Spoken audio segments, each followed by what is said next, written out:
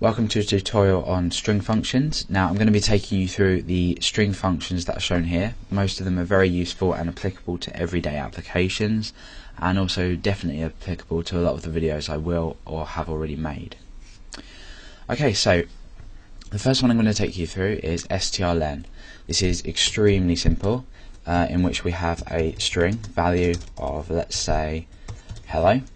Now this function takes a string and counts the amount of characters in that string. So here we've got 1, 2, 3, 4, 5. So if we were to echo out, use this function and echo out the value of the variable string, we should have a result of 5 in our browser. Okay. Now the next function is applicable to this in the fact that if you were looping through the amount of string characters using a for loop, you'd need this to take a specific substring inside. So for example, if we had the string of, let's say, my name is Alex, okay, and we wanted to loop through this, checking each character as we went. Like if you check out my name splitter tutorial, we loop through each single character until we find a space, and then from there on we save the last name.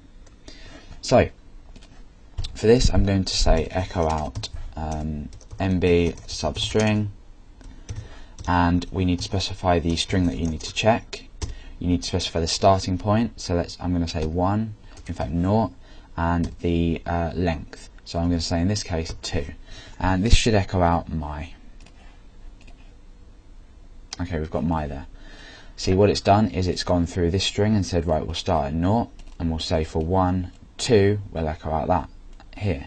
If I were to echo out, let's say, what I could do is say strlen, or sorry, length equals strlen of string. So I've created a new variable here of the length of this string, and then for this is the length. As long as I'm starting from the start, I can put the string length in there, or rather, sorry, the length in there, and as we refresh, we'll get the whole of the string. Bear in mind, what I could do is say strlen minus. I've got 5 on the end of here for my name, so including the full stop. So I could say minus 5. That would take 5 off the length and just echo out my name is. Refresh, and then we've got my name is.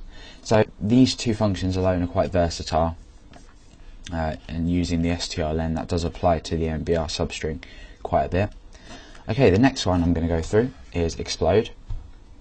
Now explode will take a string as we have here. Let's just say 1, 2, 3, 4, 5. We'll keep it at that.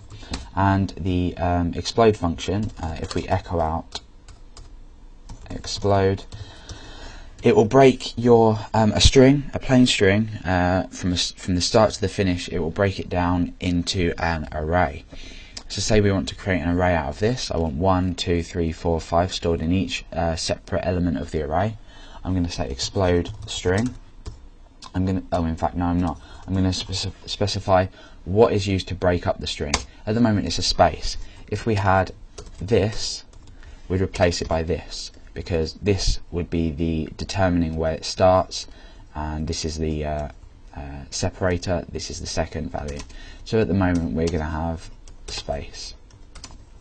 Okay, so you can add anything you want in here. It can be an asterisk, it can be any symbol really, as long as you specify excuse me, what breaks up the string, explode, and then the name of the string, and then that should be it. So if we check that out, refresh, array, at the moment we're echoing out the array.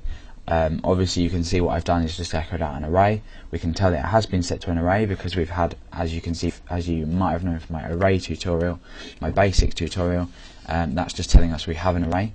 So now if we just use this function on its own and then echo out, in fact what we need to do is we need to set this to a variable. So let's say x array equals that, and then we're going to say x array, we're going to echo out. Now remember, we can use 0, 1, 2, 3, 4, and that would be it. since this value would be 0, this would be 1. So let's say I want to echo out 1, that should equal 2. Okay, so we've successfully broken our array.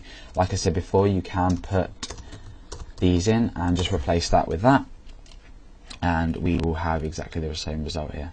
Okay, right, so that's explode. Now the opposite of that is implode. Now what I want to do is I'm going to get rid of this.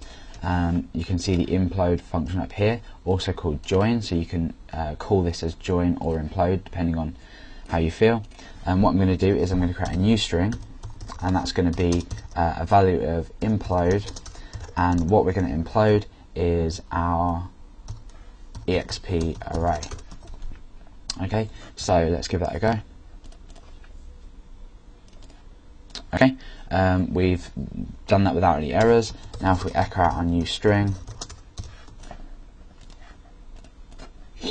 that should equal what we started with before, with no spaces, but what you can do is you can specify what you want to break up your array. So here I've just added a space in. Like if you wanted these back in there, you could just stick a / in there and you would get that result. But basically these are from converting to and from arrays, so explode and implode, and like I said before, this can be written as join, and we refresh and we get exactly the same result. So that's another function there. Okay, the next function I'm going to go through is NL2BR. Now this is really easy when you're working from databases, when data's been stored on a immediate line basis. Now remember I said that if you have watched my basic tutorials, you will have known that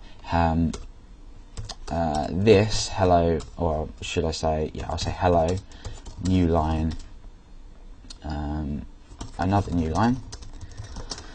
This will not be, and that there wouldn't be regarded as a line break. Let's say we'll keep it as that. Okay, so this, if I echo this out, you can imagine what would happen. We have this, unless we use BR,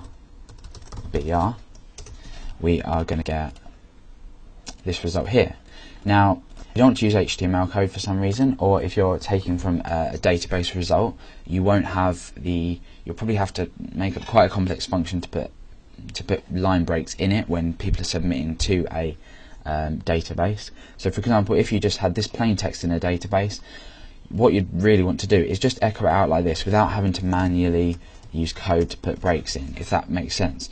But if you put NL2BR at the start of a string, and make sure you end your bracket there, you'll see that this will echo out the exact way it is. We've had a line break up the top because we have got this here is regarded as a line break. If we have this up here, we've got that.